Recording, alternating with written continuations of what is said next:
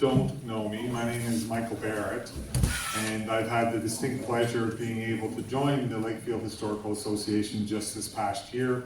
I've just retired up here to Lakefield, and Mike was very kind enough to suggest that there were some things to be able to fill my time. I started life as a history teacher and gravitated away from that. And so I've been very, very fortunate to be able to work with the committee and for Mike to be able to take pity on a poor, lost, retired soul who needed some work to do. And so I'm very pleased to be here tonight along with everyone else. And indeed, we have a special treat in being able to have Mike talk about Lakefield tonight. I don't know much about the history of Lakefield, but I know I'm looking forward to it because as my new adopted home, I'd like to understand the history as well. We'd like to start tonight by being able to do a First Nations land acknowledgement. And so I would like to be able to do that. We respectfully acknowledge that the former village of Lakefield is located on the Treaty 20 Michi-Sagi territory in the traditional territory of the Michi-Sagi and Chippewa nations, collectively known as the Williams Treaties First Nations, which include Curve Lake, Hiawatha, Aldervilles, Gugog Island, Rama, Boseal, and Georgina Island First Nations. Lakefield Historical Society respectfully acknowledges that the Williams Treaties First Nations are the stewards and caretakers of these lands and waters in perpetuity. I taught history, not English. And that they continue to maintain this responsibility to ensure their health and integrity for generations to come. And now I'll turn over the rest of the meeting to Chairperson Mike.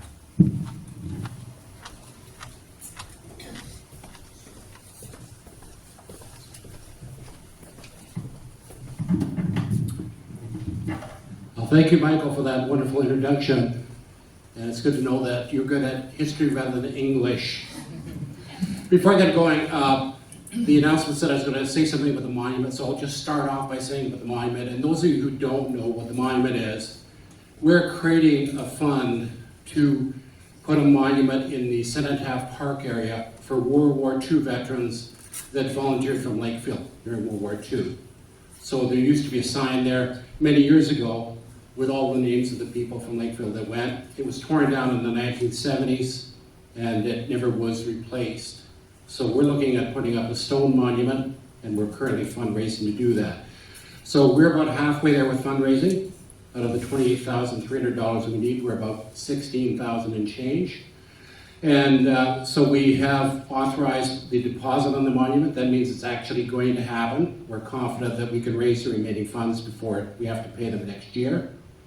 And so it has been ordered, and I just wanted to let everyone know that it is going to happen. And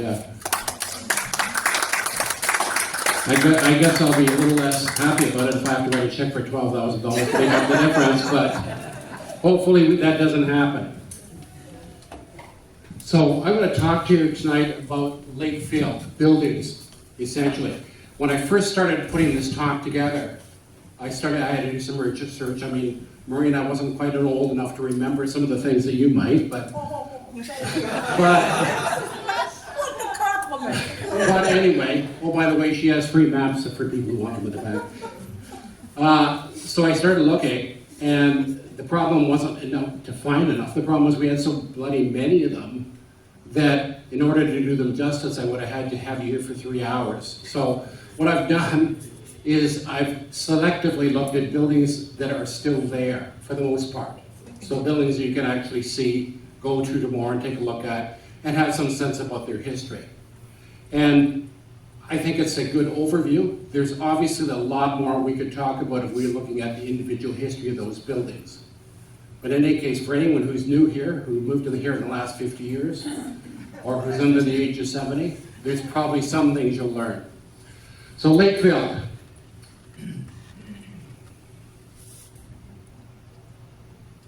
That's long gotta turn on. Okay. Lakefield. We exist because of the Autonomy River. And I'm not going to go into a whole history lesson about it, but many, many years ago, 450 million years ago, where we are today was under the ocean. And so there was a shallow sea at that time, roughly 1,000 feet deep. That's what they could describe as a shallow sea. And it laid down layers and layers of sea creatures. As they died, they formed limestone. And so that's why in Lakefield, when you dig down, usually only a couple of feet under the ground, that you encounter that limestone. If limestone wasn't here, they never would have built a cement plant. So there is a cause and effect here for what we're doing. Now, the power of the river, at that time, when it was first settled, there was no electricity, no steam.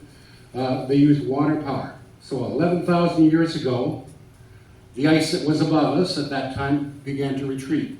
The ice at that time was 1 mile thick above where we're standing. And as it retreated, the ground started to rise, just like a sponge. When you take your weight off it, it starts to rise back to its original level. It's still rising today, about 1 centimeter every 10 years. It continues to rise. Nobody knows when that will completely rise, but it's continuing to rise. Here's Lakefield as we know it. All right, there's a river. I'll get to that later. Most people think at one time that the river flowed down here through the swamp area. It did not. It never did. That was an overflow, and the last time that flooded in a major way was in 1871. At that time during the spring, there was a little dam here from ice, and it overflowed there. And they were actually doing a canoe right here across as people crossed there at various places. Like they paid to get across. But the river actually flowed here, down here, and then across here like this, out just in front of Danecourt Lodge.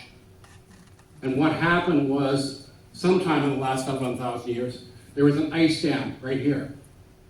And that built the water higher and higher and higher until it overflowed in the area that we call the Narrows today. That's what created the profile that we see today. Although what we're looking at today is not what was there before the settlers came. The water was 43 inches lower than it is today. So this wasn't a swamp like it is now.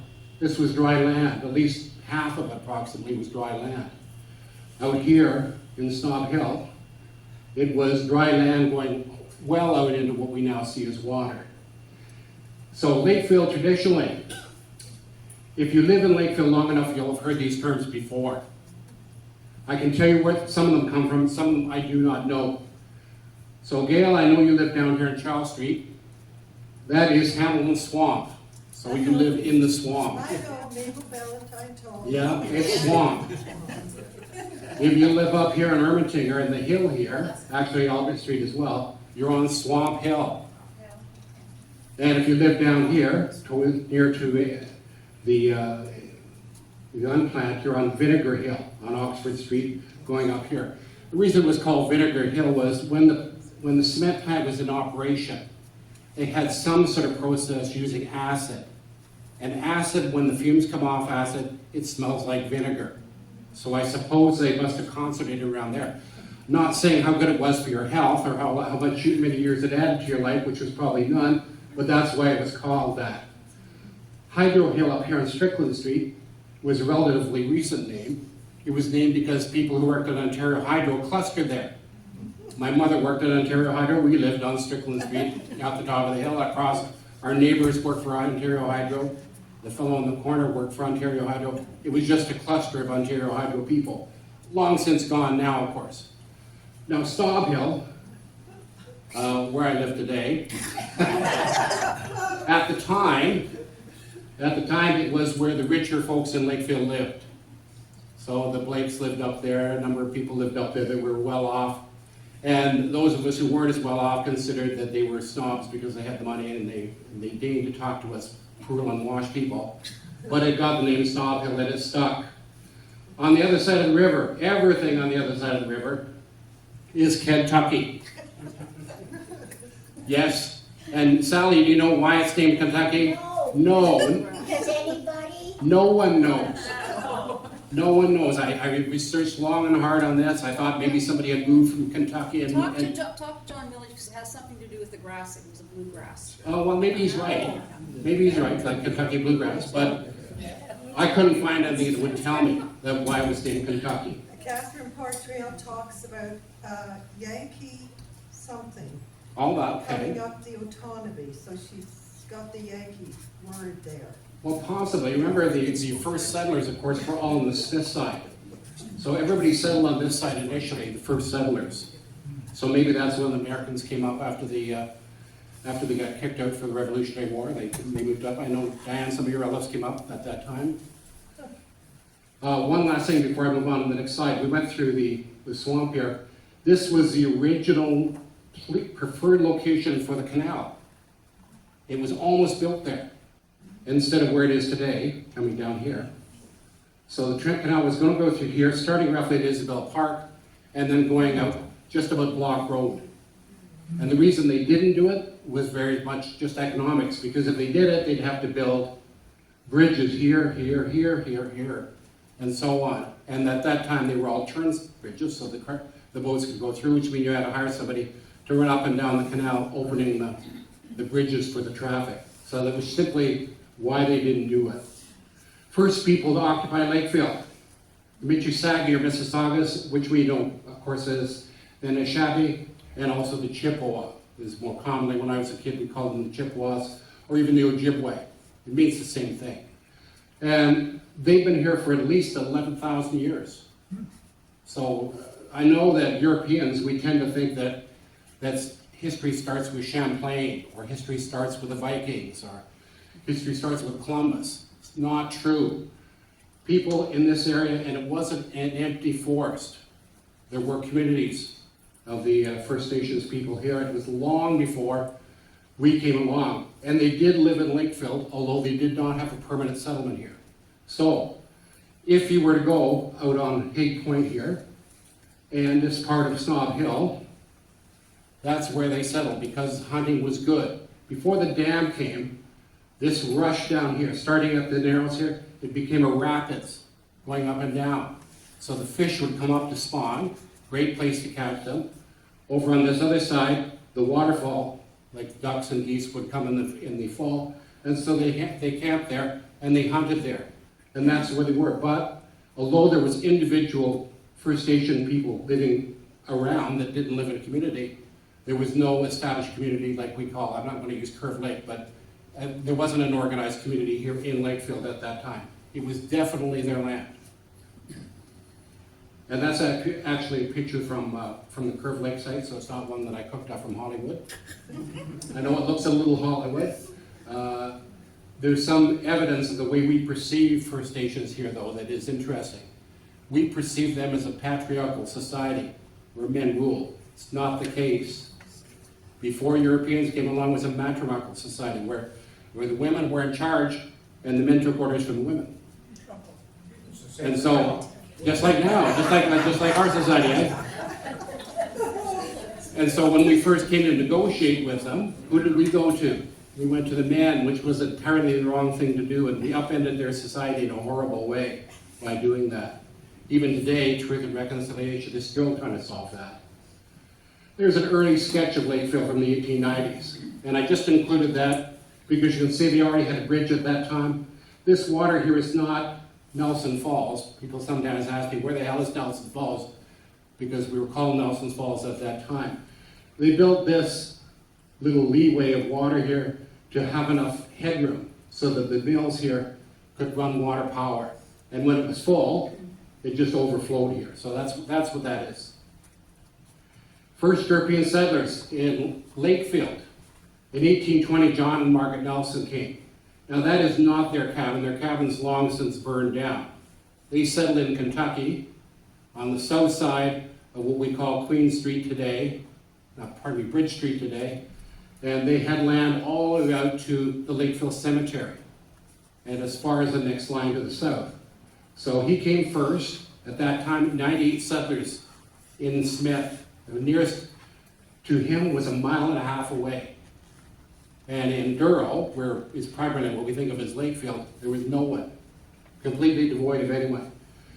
So he built this 10 by 12 cabin. He brought his wife, and they eventually had a family. The first European baby born in Nelson Falls, or Lakefield, was their son, Hugh Nelson. He eventually died in the river just south of where we call the hydro dam that is today. And him and a friend decided that they were going to go across to their uncle's house, so they were going to swim across the river. Both of them drowned. And so he died at age 21. Now that cabin is very typical. Likely the one that he built didn't have windows because they didn't have glass, and it was early on. In order to get supplies at that time, he had to walk either to Port Hope or to Colbert. So Peterborough hadn't been settled yet, but Peter Robinson didn't come until 1825. So he would march down, and it was a 3-day trip, down and back, and what he left his wife and his children there, they had to fend for themselves. One time, Margaret didn't know how to light fire, so it went out, and she was lucky that he had a shotgun, so she used the shotgun to fire into dry grass, got that grass burning, and lit the fire with that. Another time while he was away, she said she heard wolves leaped onto the roof and were trying to scratch their way in. She said that she thought that they just knew when he was gone, that they suddenly all the animals would come forward. But one of the interesting things that she noted was they did have First Nations people nearby, the Chippewa were nearby, and her daughter would beg to go and play with them. And she willingly sent them. She was friendly with the First Nations, and she said she admired their culture. In fact, she said that their culture was not improved by our arrival. It was diminished. That was her perspective till the end of her life. So her daughter would go over there and play with them, and she'd always come back with feathers and beads. And from what I've read about them, they had a cordial relationship. Eventually, of course, John died. She retired to the middle of town. That's the commercial house, which is in the same spot as the commercial hotel was, which is in the same spot as the Village Inn is today. So it was her home, 39 Queen Street. And it's been rebuilt several times now. Of course, you can't even tell with the Village Inn that there's any history to it at all. But she lived into her 90s, and she was really the first woman of Lakefield. There was one of their homes left that did survive. This is the Nelson family home at First Grant Street, built in 1877.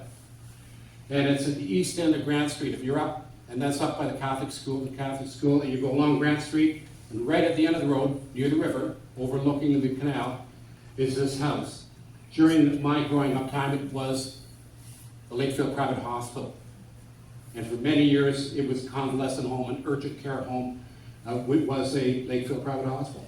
It's now a private hospital, that's now a private home again.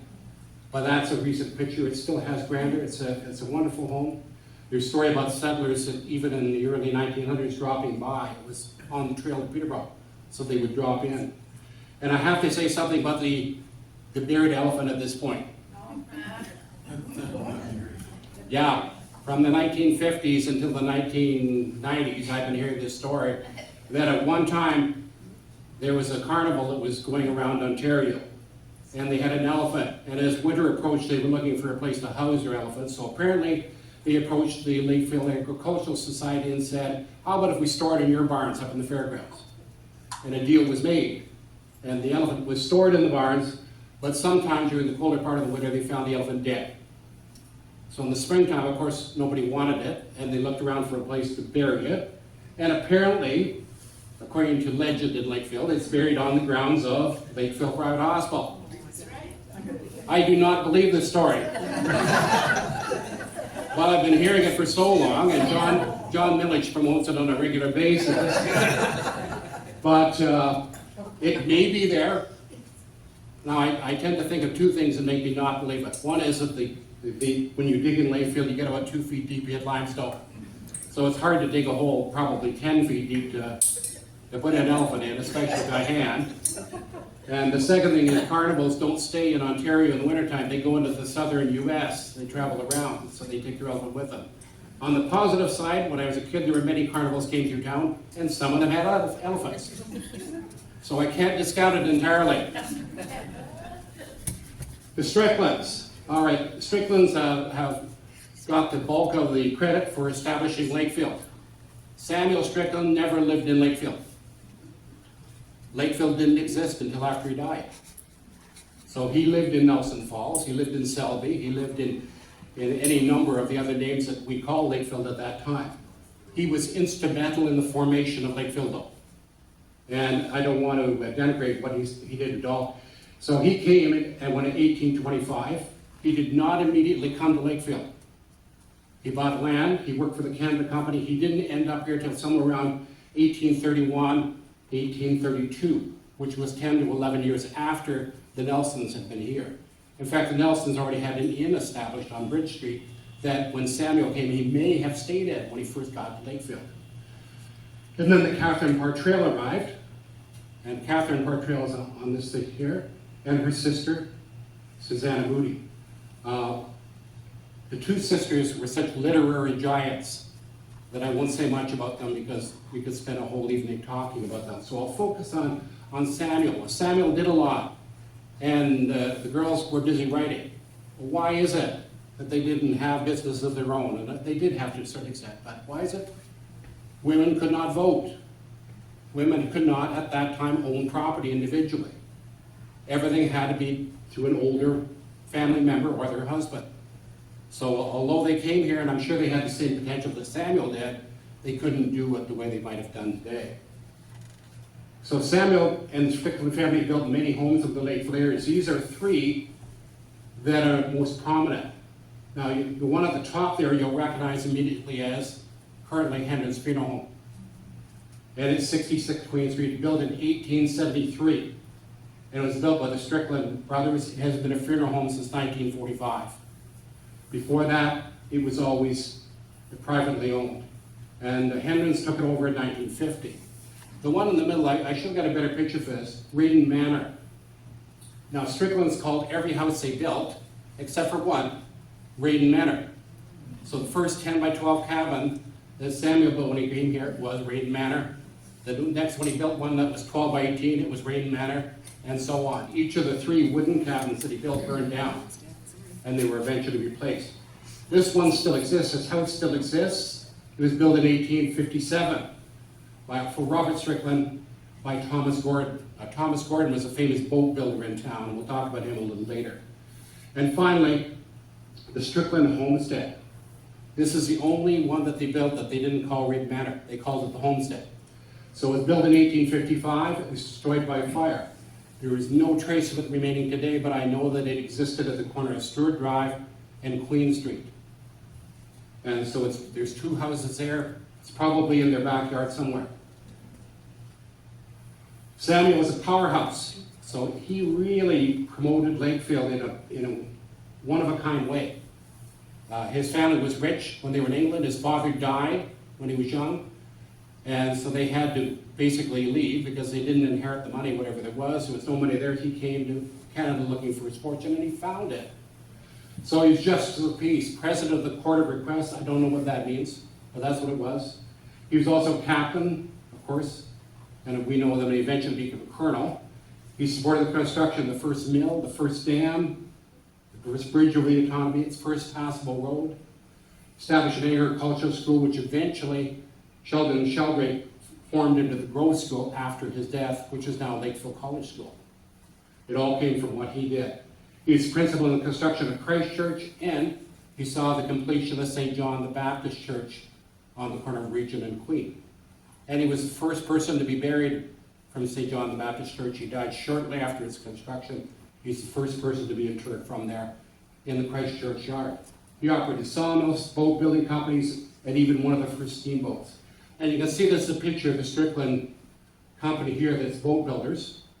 And that little banner there, can't see too well, but in close-up it says, "This way to the boats." And so that's heading down towards the Otonabee. It's approximately in line with Toth Marina today. So if we see it today, that's what it looks like. The boat building company's gone, of course. This house is still there. Now it's Flanagan's Butcher. Logging in Lakefield. Log driving was about the only thing you could do other than trapping and farming. So a lot of people did that. There were massive cutting of the forest around here. What we see today is not virgin growth. It's growth that has come back since all the logs were cut down. And they cut everything down. They left nothing. They didn't replant. They just sawed everything that was greater than 6 inches down and put it in the lake and floated it down here. So this is just north of the mill in Lakefield. You can see the bridge behind it, right here. one of the earlier steel bridges, and they're putting logs over the dam. At that time, not like today, but at that time, the water flowed over the top of the stop logs. So they're likely on their way to the Cavendish lumber yard, which is the biggest lumber yard in Lakefield at the time. It's on the grounds of where SGS is today. And in one season, they had 100,000 lakes in Lake Cachuanuka, logs in Cachuanuka, and they had to stop traffic, steamboat traffic for 3 weeks while they cleared them out. So this was big business. Hard to imagine. There's Cavendish lumber yard as it existed before 1907. And you can see they've got a very established here. This is the rail yard has been in, and all of these rails here, the train would go between them, and then they would load it as it comes along. And so this is a major establishment. We also see in the distance here, the original Lakefield Portland Cement Company, the first version of it, not like we probably remember in our lifetimes, but it was there. So Cavendish Lumber had a major fire that was always happening in sawmills, and it burned down in 1907. Locals say that the fire burned off and on for a year afterwards, because it burned down the sawmill and all of these piles of lumber that were waiting to be shipped. It was never rebuilt. And then finally the tracks were removed, and today we know it as Charles Street, or the swamp as the case may be. Here's an early mill. So that is what was originally known as the Cachuanuka roller mill. It was built for Frank Hyde RC in 1859. It's the first mill and the only mill, grist mill on the west side of the river. And it, just like its counterparts on the other side, it had a little raceway to take water in here and then discharge it down below. That mill was there, and it's in the current site of Curtis Park, if you want to know where it was today. And the dam is slightly south of where it was today. So it would have been north of the existing dam. But that was there until 1920, when it was disbanded. It was mostly operated by John Hull. In fact, Hull roller mill at one time. And in 1920, business dropped off and the Trent Canal had cut off their land in half. And so it became economic, they took it away. Just in the corner, we see this. That is the mill house. And it's the only picture I've ever been able to find that shows the mill house near the time when it was built. It's certainly not 1858 when it was built, but it's within 25 years of it. And there it is today. So 44 Bridge Street still exists. And the original mill that we were seeing was this stone part. This part was added in 1867. This part was added in 1955 as an addition. That is fortunate for us. It was saved from destruction in 2021 by a community effort. And it's now designated as a heritage building. It's for sale now if anybody wants to buy it and donate it to the Historical Society to store our records in. Brian, you've got a few bucks hanging around, you know. No, I'm just kidding. Looking down, so standing on that bridge looking to the south, all of the mills that were really Lakefield were on the east side. So we can sort of see, just looking here, this would be where Service Ontario is here. And everything south of there to the liquor store, approximately, that was mills. And you can see there were several wooden dams that were built. It was raised by 43 inches. We see the woodworking factory here. This was probably the first power station for Lakefield. There were 2 of them. And they were promoting DC power at the time. Both of them burned down. But there was some initial private sector power at that time. And then you look down here, this big building is the Trent Valley Grist and Flour Mill, 4 stories high. And it's long gone, long gone. I don't know actually the history of that very well, but that was a competition to the other mill on the other side. Lakefield Cement Factory. It's an early picture of the Lakefield Cement Factory. At this time it was Canada Portland Cement rather than Lakefield Portland Cement. There was at that time, in this picture, there were only 4 silos. For those of us who lived here before 1970, you know there was 8, right? Maureen, you told me you played in those silos. I know I did. Well, there was 8 silos. These buildings were here when I was still a kid, but they've long since been torn down. It was first built by the Lakefield Portland Cement Company in 1900, and it was a dry process at that time. In 1910, they sold it to Canada Cement, who converted it, tore all of the original buildings down, rebuilt it as a wet process, and they started to haul marl from Buckley's Lake and limestone from the quarry east of Lakefield. So even today, this is an aerial satellite view, this is where the factory used to be. And I just show this picture because even the land is still scarred 100 years later. If you follow up here, you can see a line sort of following here. That is the railroad going out to Buckley's Lake. These two is the railroad that went to the quarry. So they have those two railroads. When I was a kid, there were still ties in place. You could actually walk along and see it, but the ties are gone now. And environmentally, this is a scar on the earth, and it doesn't look much different today than it did 50 years ago. When you get out to Buckley's Lake, it's even worse. Here's the railroad coming to Buckley's Lake. It follows the same thing as the road does today. It ends at the north end of the lake. The lake looks very different. You can see here strips. And then this side is sort of swampy. The original condition of Buckley's Lake when they first went there was all swamp. It was basically in the end stages of being a lake, becoming a meadow, eventually filling with silt. But they drained it, and then they strip mined it in these strips. You can see it better if you actually look on Google. It's actually quite prevalent. You can see the lines even today, 100 years later. So there they are digging at Buckley's Lake on a little track. And it's a picture of the first cement plant. That's the dry one that was torn down and replaced. There's the plant that we probably, the older of us remember from when we were kids. It's been torn down. And the pump house is still there. And you can see it just opposite the entrance to SGS if you drive along River Street or River Road, as the case might be. And you can tell that it's Lakefield Portland Cement because of this little LPCC designation here and a lion on the top. The lion was the symbol of Lakefield Portland Cement. Monarch was their brand, and they used a lion. Smokestack was built in 1938, anticipating that work would start after the Depression had rolled over, but never did. Of course, World War II started, and it was diverted around. The silos were used to store grain during the war, and it was shipped from Thunder Bay to here, and then stored here, and then fed Ontario, Eastern Ontario, during the wintertime. So it still exists, although it was never used. It's 384 feet tall. It's built of poured concrete, much like the original silos itself. It's probably 10,000 pounds per square inch strength. It would be super strong compared to today's concrete. And the original superintendent's house is still there. You can see it's here. And that's on Nicholl Street. If you're driving up towards the SGS, you can see it on the right-hand side. When I was a kid, that was Lakefield Research. And a couple of years ago, the roof burned down. SGS very nicely has rebuilt it, not quite in its original form, but it was never a bank. When it burned down, I saw things in the paper that somebody said it was a bank or an insurance company, or that they were storing dynamite there. None of that's true.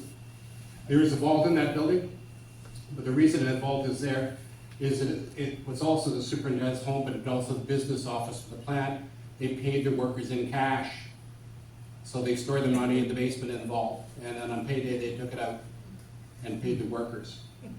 You don't store nitroglycerin in a vault. It makes it safe, but think about the explosive. It would be like the inside of an exploded shell. If it ever exploded, it would make the explosion worse rather than doing so. You always ventilate explosions. And finally, the last thing that we have as a remnant from the Portland Cement Company is this, which is the Lakefield Generating Station, built in 1928, and it produces enough power for 900 homes. It's also only at half capacity. There's room for a second generator there that was never installed. Whether they ever will or not, I doubt it, being that it's so old now. But it was transferred to Ontario Hydro for $1 by the Canada Cement Company in 1936. At that time, I guess they realized they were never going to be in business again. Think in terms of Canada Cement, though. It was a big operation. Lakefield supplied 20% of all the cement in Ontario at that time, although there were 14 plants in existence. So it was one of the biggest, if not the biggest operation in Ontario. Lakefield canoes, well known in Lakefield. They began in the 1850s. People started building them. The white settlers did not invent the canoe. The canoe was invented by the First Nation people, Aboriginals, and they made dugout canoes, and they made, of course, birch bark canoes. Birch bark canoes were weak for carrying things. They fell apart. They leaked heavily because you had to seal the seams with pitch. And so they weren't an ideal solution. Dugout canoes took a lot of time to make and were slow to operate. So Thomas Gordon, who we see in this picture, standing there with the apron on, he developed the modern profile of a canoe and called a lightboard design. And you can see it there, these ribs in place, covered with the strips on the top. Lightboard design is the first in the world. And he received awards for that. And actually, he's the father of all major canoes. Any canoe that's built today, is, with wood at least, is built on the same basis of his design, which was created in Lakefield. So he amalgamated with Strickland's in 1904, and they continued to produce a number of canoes. One of the more famous ones, of course, is the Lakefield canoe itself.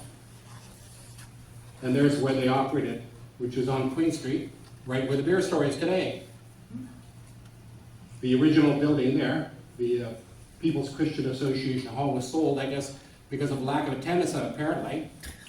And it was used for a number of years. They tore it down and they built this Lakefield canoe building, which used to stand there until, I don't know, Maureen, what, 1960 something? I can't remember when they built the beer store. I can't remember that I building. don't drink beer. Oh, you drove on your way to the Shell station, come on. And finally, the J.D. Brown Company. Now, of course, Walter Walker also built canoes, but he didn't have a building that I could show you. And he's one of the more famous builders. But the J.D. Brown Canoe Company still exists. It's a Stony Lake furniture company today. And they've done a reasonably good job of maintaining the profile, although they built a big extension on the back now. Thomas Gordon lived just almost across the street, 74 Queen Street, and that's Lakefield Redlands today. And so that's built in 1888 by Fred James Lillicraft, a famous builder in town. And they built things like this. The Stony Lake Lakefield steamer was built in Lakefield. As was these common roundabouts, which were very common when I was a boy. They also made, with the Rico boats, also made fiberglass boats towards the end of the term. Used to be where Village Pharmacy is today. And so they didn't build the engine for the Stony Lake. It was built in Toronto, but they built the boat itself and launched it in Lakefield. So they were versatile. Post office and mail. The first post office. It doesn't exist anymore. I just showed it because I wanted you to know where it was. It was at the corner of Queen and Reed, where the Royal Bank is today. So it's gone, long gone. Been replaced a couple of times with buildings. Operated by Robert Caseman and his nephew until the new building was built. It contained the first telegraph and the first bank, which was the Traders Bank in Lakefield. And it stayed there until the early 1900s, when they built this, which was built in 1914. So that's our second post office. We call it the old post office, those of us who grew up in Lakefield, but it's actually the second one. Located at the corner of Queen and Bridge. Sometimes people ask me, what does this GR mean at the top, 1914? George, King George, Rex, 1914, the date it was constructed. It had the first post office on the main level, and at the second level was a quarters for the caretaker staff. My grandfather lived there for many years with his family, from about 1920 until about 1950. And my father was raised there. He had the job of winding the clock, among other things. And so the post office had 2 jail cells in the basement. They are still there, although I don't think anybody's been in them recently. When they did the renovations, they did not take them out. They did offer me to store our stuff there, but it was too wet to put it down in the basement. So post office boxes were in the north entrance. Got ahead of myself. They were in the north entrance here. So the same post office boxes you see in the post office today were, for the most part, there as well. They just moved them when they built a new building. In the clock tower, an 8-day mechanical movement operated with weight-driven mechanism. So it has to be wound every 8 days. The weight pulls down and keeps the clock going. It originally chimed on the hour and a half hour. And I had been in that building on the second floor when it chimed. and the floor shook, bong. My dad told me that they just stopped talking when it was going off. They just, in mid-conversation, they just stopped, wait for the 10 chimes, and then they'd start talking again as though nothing happened. Apparently they learned to sleep through it as well. So the clock faces were electrified, so they were lit by a timer system. You can see it's been installed more recently here. But that still exists. As far as I know, it's still operational today if somebody were to wind it. And there's our third post office, which was on the site of the Lakefield Dairy, which was torn down in 1976 for the construction of a new post office. Lakefield Dairy used to have very good chocolate milk. I remember as a kid, we all tried to get that chocolate milk. Town halls in Lakefield. Now, first town hall council met in what we call, it's currently the spa, but Lender's Hardware on the second floor. So they met there when the corporation was first formed. They couldn't afford a town hall. That's 21 Queen Street. But they got an opportunity to buy this building here. That is the first town hall. We can all be proud of that. That was a boarding house for the mill workers. And it was the actually Cenotaph Park is called the Mill Reserve, if you look at it, a legal definition. So we're looking right at the Cenotaph there, so you know that it was still in place after 1930. It was still there, but it's gone today. It was rented by the village first and then purchased in 1889. It was built way back in 1860, and it had that addition put on, I guess, for when they got more mill workers there. It was also used as a school. I don't know anyone old enough to have attended that. Maybe your grandmother, maybe, Maureen. It's hard to say. And today, that's what it looks like. Same view, same perspective. So we would see that house behind us directly in front of Food Lab. If you look at the lawn, immediately behind where those park benches are, there's what you call crop markings. You can see where the foundation of that building is still under the ground. They didn't take it out. The second town hall. It's built in 1890, so they're starting to get some money there. And it looks similar in some ways to their current one. It's located roughly where Memorial Hall is today. So basically the same footprint. Had council chambers, library, fire hall, large auditorium upstairs. Sounds very similar. On the 27th of December 1918 at 4:30 a.m. it caught fire.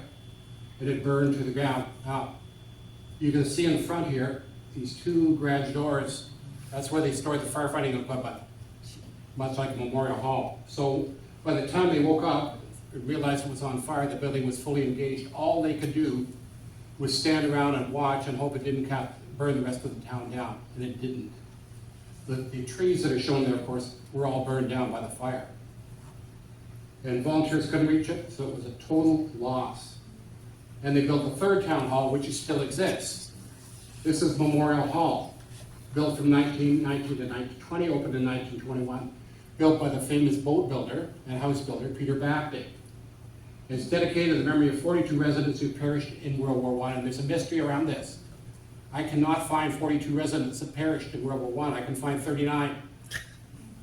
So I've been able to verify 39 people, but I don't know who the other two are. Maybe it was a mistake in the program, I don't know. Three. 33, pardon me. I didn't teach math, I taught history.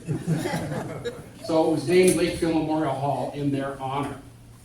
It had council chambers on the main floor, down here, in what is now the Centennial Room, which is now used by the library.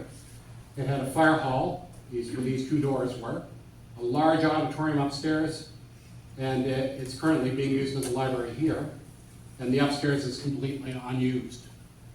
Now, for those of us old enough to be up there, it had a very large room with a stage. There were all sorts of things that were put on when I was a kid, plays. Dances were held there. Santa Claus came and gave out candy there. The Lions gave out Halloween candy there. They had movie night. We used to see second or third run Elvis films there for $1. It was a very entertaining and used place, but it's completely, since Lakefield was absorbed by Selwyn, it's been sitting there completely unused. The building itself is a designated historic building now. So there is some protection against it being torn down willy-nilly. At one time, up in the top here, they had a siren. And the siren would go off at noon to tell us what it was doing. and would go off when the fire happened. If it went off 3 times in a row, it meant that the firemen had to run from where they were doing. They were all volunteers, and come and put out the fire. Now, there was 2 for a drowning, and there was some other one for an accident or something. I don't remember the coding. So inside the building, there's a list of the people, and that's the 39 people that are on the list. That plaque, you cannot see that without actually making a mission to go and see it. If you open the door, which is currently used as a baker's room, going through the front door, and look up above the door, going into the baker's room, that plaque is there. I think it could be displayed a little more prominently, but that's another battle for another day. And there's Memorial Hall from above. And at that time, you can see what they're doing there is they're putting the cupola back up. It was degraded, so they took it down, rebuilt it, reinstalled it. The original cupola had a copper roof, which was stained green from the rain over the years. But other than that, they seem to have done a good job. Now we have the library down here. The library is what used to be called, when I was a kid, it was the fire hall.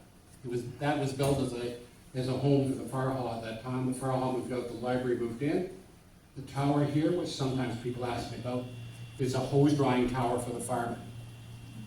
So they maintain that when your hoses get out and get wet, they are made of like a jute material, that it's better to hang them up to dry than it is to blow them out with a blower. And so that's why they built it that way. The evolution of the business area. Now, this is still recognizable today. When I look down that street, it's familiar to me. We're standing roughly where the refillery is across the street here. And you can see down here, this is Casement's post office here. That's the bank building, or was the bank building at that time. There's Grace Young's, the happenstance, pantry, and there's Joe's barber shop.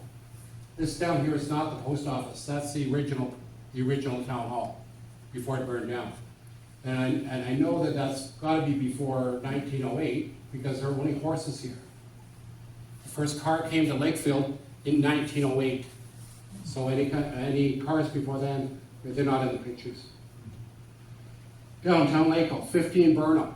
It's an interesting building off to the side just by Home Hardware, if you go down Burnham Street. And it's currently the Pottery Barn. It was built in 1857 by J.C. Sharon. J.C. Sharon was a powerhouse in creating a business group for downtown. So he was very active, him and his family. This was one of the first buildings built. It was built with 2-foot stone walls because at that time they still had to walk to Cobra to get things. And they wanted to prevent people from breaking in. So that shows it, not like it looks like today, but you can see the bars on the windows, the bars on the doors, bars on the windows. It's been heavily renovated and has a peak roof now, but it's still there. It was never used as a jail. People commonly think that it was not. It was used for social gatherings though. It doesn't look that appetizing, but nevertheless, I guess in 1860 it might look good. It was a boxing gym, but it was before my time. I guess people had time after the Second World War to do that. I remember it when it was a chick hatchery. And that's not that long ago. It was a dollhouse or doll studio in the 1970s, and it's currently being used as a pottery barn. So that's what it looks like today. But nicely cleaned up and maintained. You can still recognize the original profile of the building. This is 11 Queen Street. We know it as the Chocolate Rabbit. It was built before 1874, sometime before 1874. Dr. Alexander Bell lived there, not Alexander Graham Bell, Alexander Bell. He lived there for 4 years. He was the first village clerk from 1884 to 1900. It's been used as a toy factory, travel agent, chocolate manufacturer, and I really lost track of how many uses it's had over the years. This is the Sharon Block. I always look at the Sharon Block as the definitive building in Lakefield to show our pioneer ancestry. So it's built in 1873, not the first building. It's not the oldest building in town. But it was built as a general store and a pharmacy. You can see it in this picture, the pharmacy picture sign is still up there, and the general store is on the other. It was owned and operated for 3 generations by the Sharon family. It had staying power. In the mid-1950s, it was operated as a grocery store by Beecher Blake. His son took it over, Ford Blake, and eventually opened the IGA, which folks in town here, Foodland, if we call it the IGA, that's what we mean. If we call it Lakes, that's what we mean. So there's the inside the Sharon block about 1900. Looks like a very typical general store for the time. And that's what it looks like today. You can recognize the windows as being unchanged, but other than that, it would be hard to recognize it for what it is. On this corner, 17 Queen, an older building, built in 1850s by John Fitzgerald. It was originally a grocery store, if you can imagine. And not only was it a grocery store, but he lived in the back. So, based on the size of that building having been in there, the grocery store must have been quite small. It's also been a big shop, butcher shop, harness store, shoe store, bicycle repair shop. I remember the bicycle repair shop. Used to go there and buy tubes, parts of my bike. It's been a residence many, many times. It's been a fish and chip store, I remember that. And currently is a pizza store for free topping, I think is what they call themselves. I couldn't find an old picture of this building. 18 Queen Store, that's north of the Sharon block. So we're back on the other side of the street. And that building is gone. I just put it in there to show you that there was another history at that time. And they had a fashionable tailor, if you can imagine. So in 1873, you needed to look dapper. You went to the tailor, and for $3, you could have a suit of clothes made. For $4, you could get a fur coat. It was an economic time. So that building was used during my time as a Crawford meat market, and finally the Beavis meat market. And in 1958, the building was hoisted up and moved away somewhere. Now, I don't remember where it went. I'm assuming it could have went to a pioneer village like Lang or something, but I don't know. It was moved out of town. I remember we all came to watch, but once it went out of sight, that was it. We never saw it again. And they erected a new structure in its place. 20 Queen Street. This was built in 1875, two separate buildings, 20 and 22.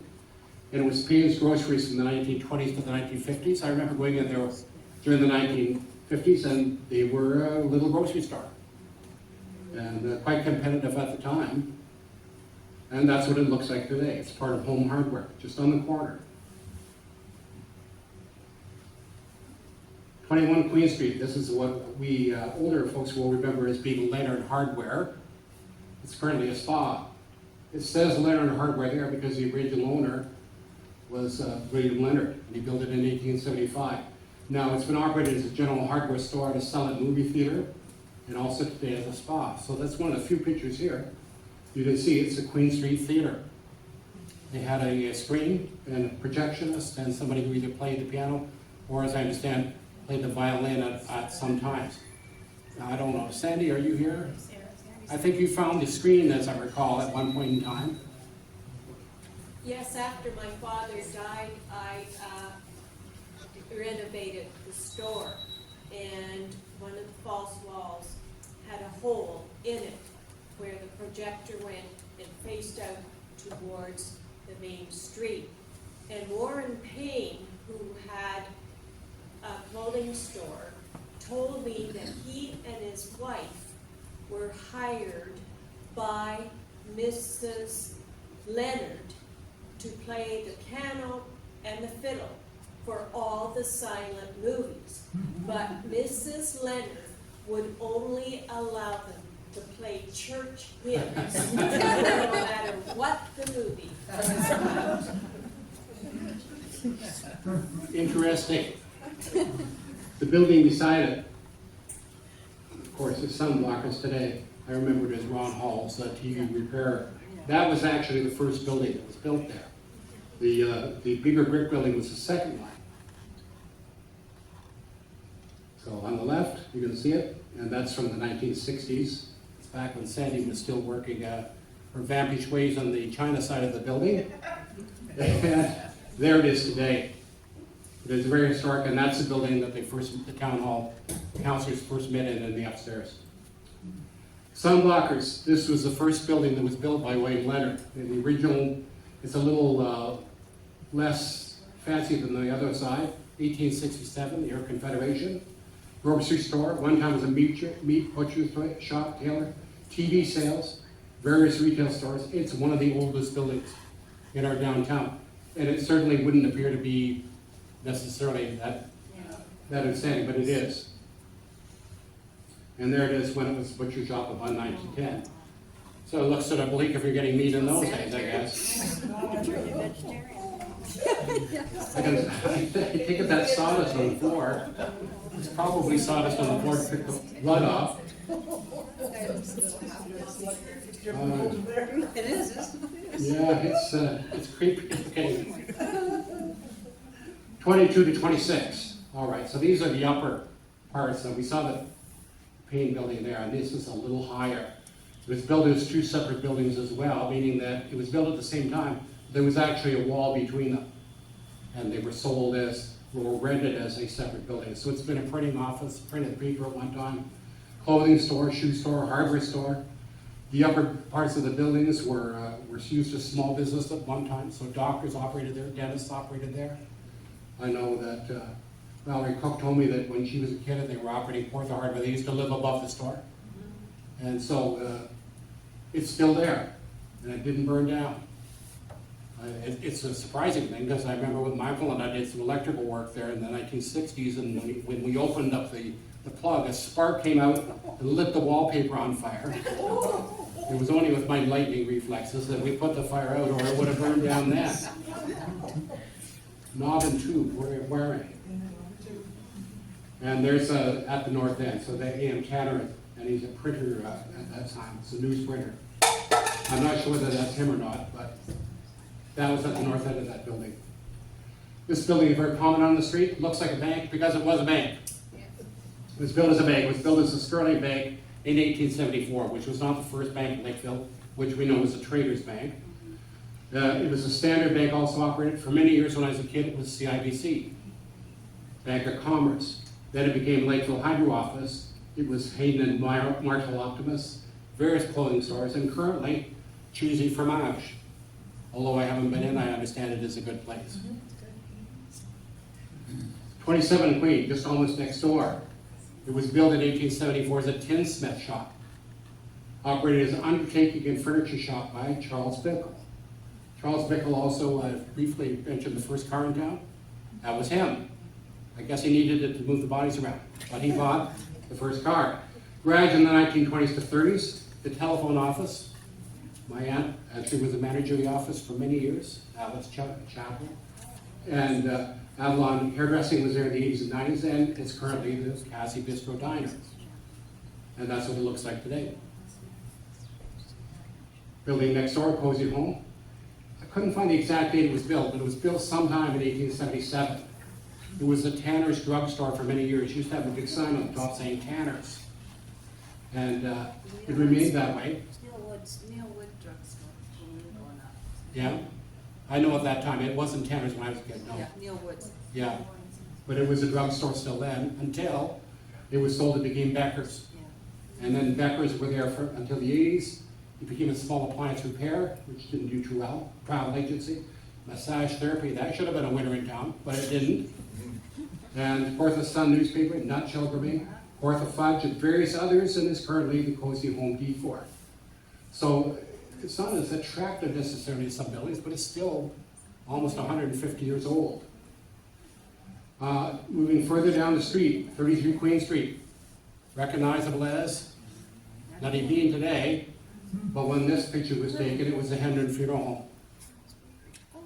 Yeah, so it was built as a private home, and it does look like a private home, in the 1860s by John Sharon, the fellow who owned Sharon Block across the street, and 15 Burnham. Residence of Dr. Hinmore, it became the location of the Hendon Funeral Home until 1953, when they had already moved partially over to the other one at that time. And it was a bake shop. I remember it well being a bake shop. I never imagined I was getting big goods in a funeral home, but things you don't know don't hurt you. And there it is today. So it's still recognizable. I've taken this picture not because these buildings exist, but because I wanted to show you what it used to look like. So in 1890, we're looking at, on the left side, a store called Green Store here, and a private home on the right. They burned down in 1890. It was a big fire. There was lots of big fires in Lakefield. That's how they had urban renewal. And so this is the current location of Joe's Barbershop right here. So all that is gone. Joe's Barber Shop, however, is still there. It was built after the fire in 1895, so 5 years later.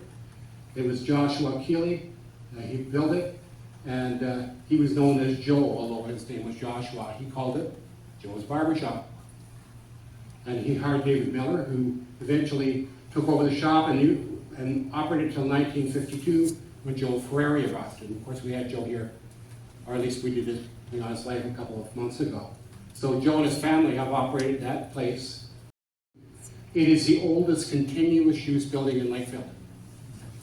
So it's never been used for something else. Hendon owned it at one time. I guess they had a mortgage on it, but they never actually used it as a funeral home or built furniture in it. They rented it back as a barber shop. And that's what it looked like back in 1934. That's David Miller. Interesting, you can look at that, it still looks familiar today. The wood stove is gone. It was there when I was a kid. It's still, I used to like sitting at that end because it was warm and there wasn't much insulation in the building. This door to some secret back is still there. I still don't know what's back there.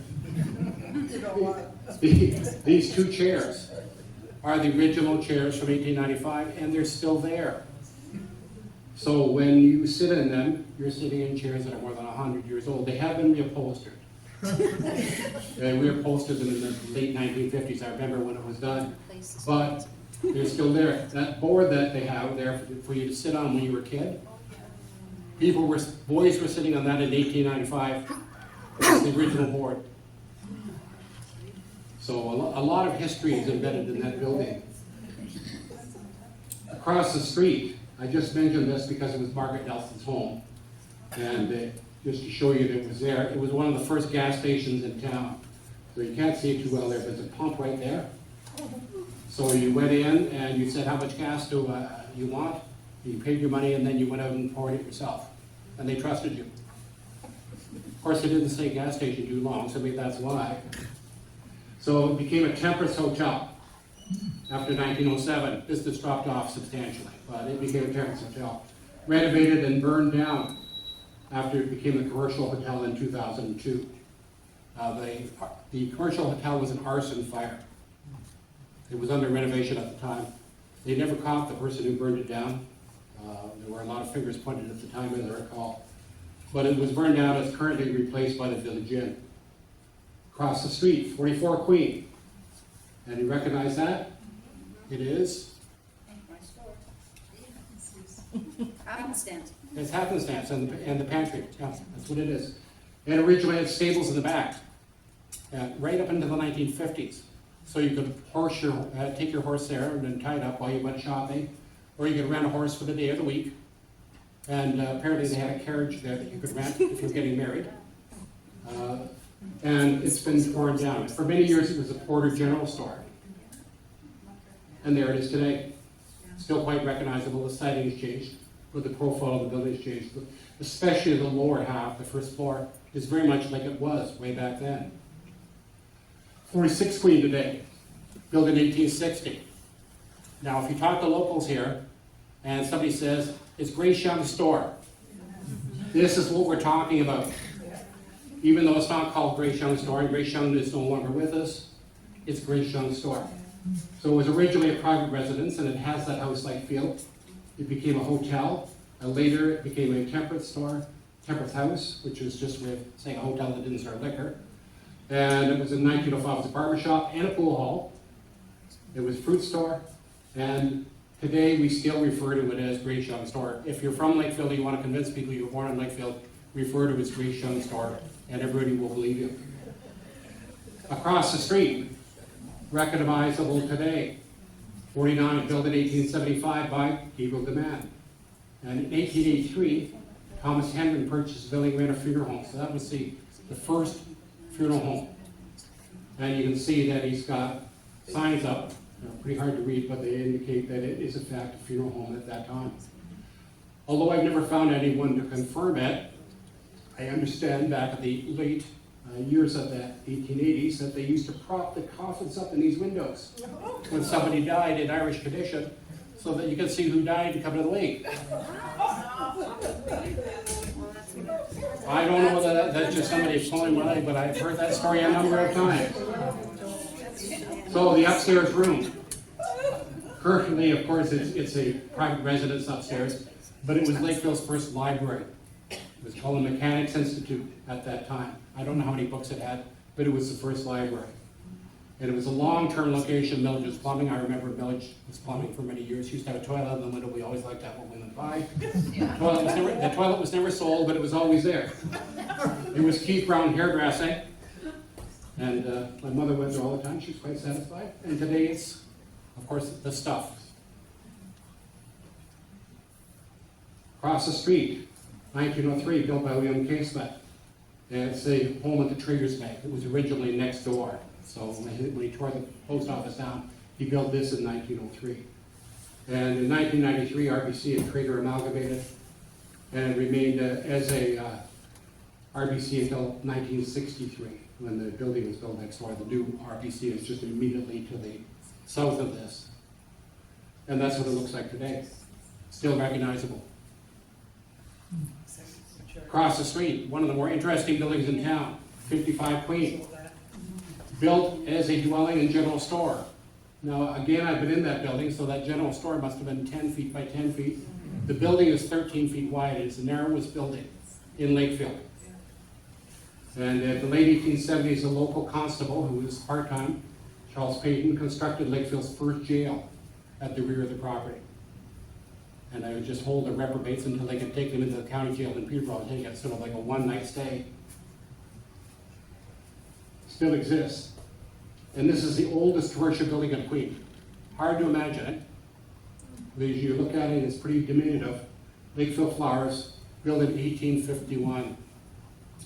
It was originally the Robert Knox shoe store, and it had many, many uses. I could have used up 3 slides saying what it was. When I was a kid, they used to sell milkshakes and dairy products and things there. I never had the 25 cents necessary to be able to buy one, but I understand from Sally, they were delicious. And 58 Queen. This, when it existed the way it's shown here, was the most classic building in Lakefield, I think, at that time.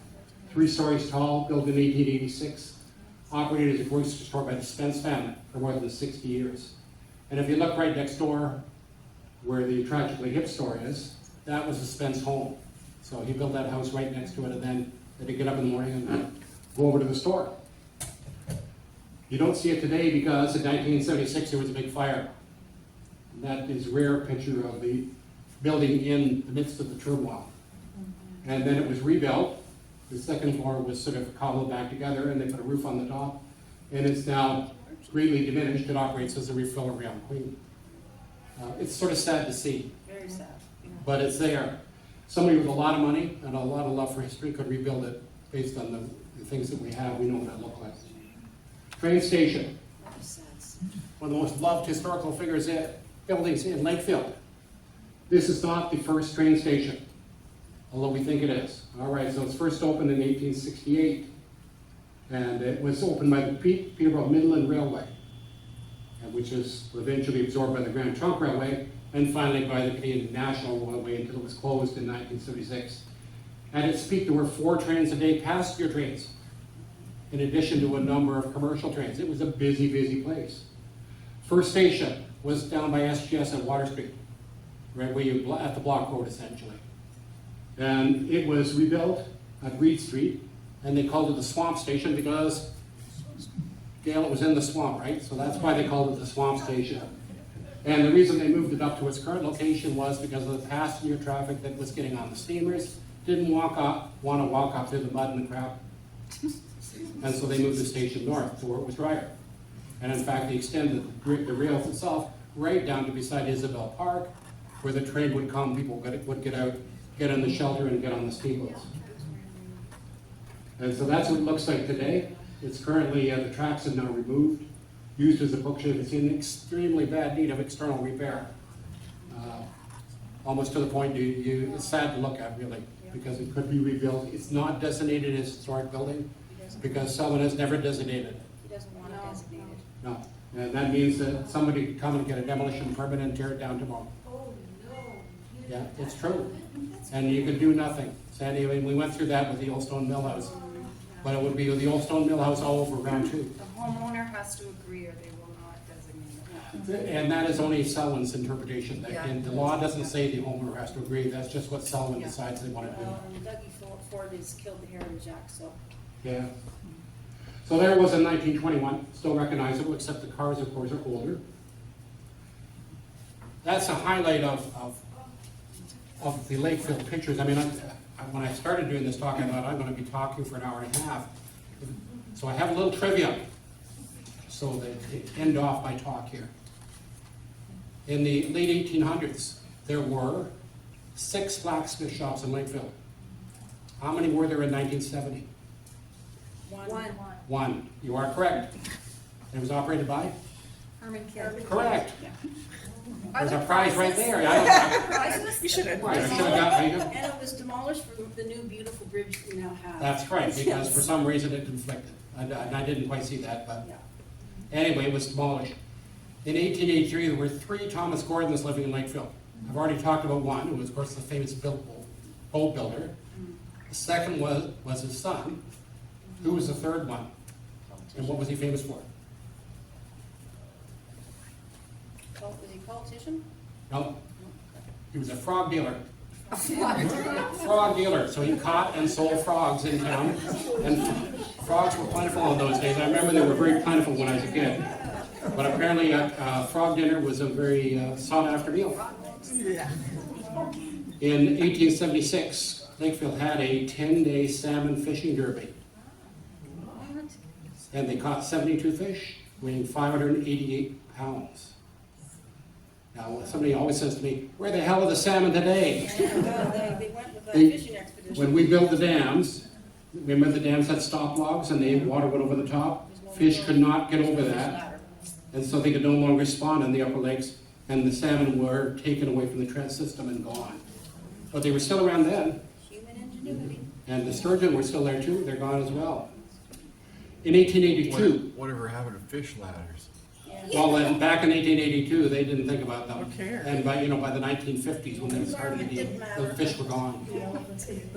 It's sad, but environmentally, that's why I look at the cement plant too. The damage that we did environmentally, thoughtless damage.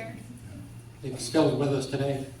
In 1882, Lakefield had the distinction of having more sidewalk miles than any other village in Ontario. Yeah, they were made of wood and repair was lacking, so they started to fall down when you walked on them like catwalks, and people would trip, lose their baby in the hole. It was awful. So they retained this designation after the cement plant came in town, because cement was cheap, and the local cement factory wanted to keep in good graces with the local residents. So they almost donated the cement, and they built lots of sidewalks at the rate of how much a foot? 50 cents. 10 cents a foot. No wonder we have sidewalks everywhere. For a small town, there really is a lot. In 1892, 5,000 people came to Lakefield to attend the Orange Lodge Parade, even though there were only 700 people in town. Where's the Orange Lodge today, I tell you? Yeah, it's amazing. In May 1906, Lakefield voted to suspend alcohol, and it carried by 1 vote. A local hotel owner responded to that by blocking foot traffic through his property so that they couldn't get to the water anymore. Of course, it was eventually repealed, fortunately for us. The first Lakefield dump was located where? On the River Road, No? no? At the end of Comanche Street. No. End of Hickey? Isabel Morris Park, right beside the sawmill. Right beside the sawmill that used to be there. If you have a house that's immediately north of, what's that restaurant that they have there now? The Loon. If you have a house there and you go to your backyard at the rear of your yard, you'll dig up garbage. There must have been one back at Queen Street, 73 Queen Street. So. Well, there may have been one there, but this is the first official dump. So, on May 24th, That's Butts in garbage. 1924, the Queen Street Silent Theater was playing what? 1924. Yeah. Something with Mary Pickford in it. Yeah, I would have thought so too, but it's something less It significant. wasn't a Charlie Chaplin. No, it was playing the Darling in New York, starring Baby Peggy. I think that's like Baby Snooks, I don't know. I've never heard of Baby Peggy before. Admission for the family was 5 cents. An individual admission was 3 cents. And what hymns did they play? I don't know. Hymns. And finally, in 1954, we had Hurricane Hazel come through Lakefield.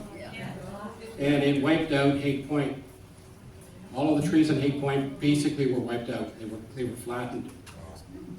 So what we see today were large trees that were floated by barge from the upper lakes, from lakes up at Stony Lake. I mean, I'm talking trees that were already 30, 40 feet high, and transplanted into Haight Point. So that you can repair environmental damage, although I don't know what they did where they dug them up, but nevertheless. So we have a draw. I guess Diane's telling me I'm done. Quit talking, she says. How about you draw? It's for a copy of Newspapers in Lakefield. This is a 2-volume book that we wrote, I think, last year with the Herald. Oh wow, what do you know? And I'm looking for ticket number 001.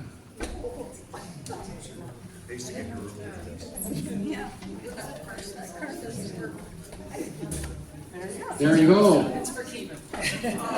Congratulations.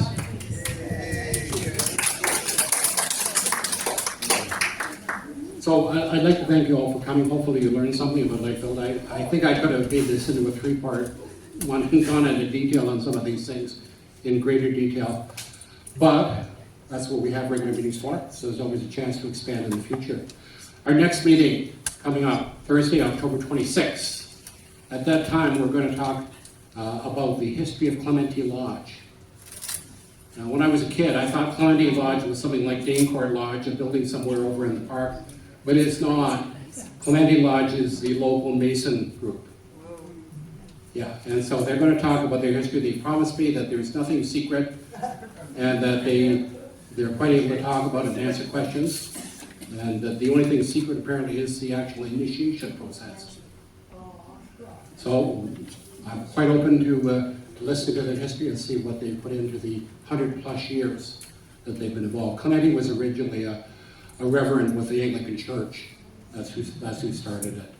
So what can I say other than I remain to be entertained and educated. So thank you very much for coming. If you haven't, by all means, eat a few cookies, drink some water, talk to people.